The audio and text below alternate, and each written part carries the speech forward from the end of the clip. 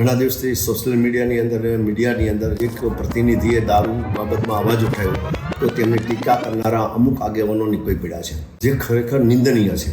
દારૂ ને ડ્રગ્સ આજે છેડે દરેક મોહલ્લામાં મળે છે, ત્યારે આજે દારૂ ને ડ્રગ્સથી આપણું યુવાધન ખતમ થઈ રહ્યું છે. જ્યારે આ ભારતીય જનતા પાર્ટીની આપણી સરકાર જ્યારે રામના આદર્શ, શ્રી કૃષ્ણના આદર્શ અને તેમજ સરદાર પટેલના આદર્શને જો માનનારી સરકાર હોય તો એને પોતાના સરદાર પટેલના અને રામના આદર્શોનું પાલન કરવું જોઈએ. અને એમને દરેક એક પ્રતિનિધિ, હું તો કહું દરેક પ્રતિનિધિએ દારૂ ને ડ્રગ્સ જે મોલ્લે વેચાય એ બંધ કરવા માટે એનો પોતાનો પ્રયત્ન કરવો જોઈએ. માત્ર દારૂ ને ડ્રગ્સથી જે હપ્તા લેવાય છે એની દ્વારા ઉપર સુધી પહોંચનારા હપ્તાઓ અને હપ્તાથી ચાલનારી સરકાર જો કહી શકે તો ખોટું નથી. શું સામાન્ય નાગરિક નથી જાણતો દારૂ ને ડ્રગ્સના હપ્તા લેવાય છે? ભગવાન કૃષ્ણ અને રામના આદર અને સરદારના આદર્શો છે કે રિશ્વત લઈને દારૂ ને ડ્રગ્સ વેચાવવો અને યુવાધન ખતમ કરવું એવા રામ અને કૃષ્ણના ક્યાં આદર્શો છે?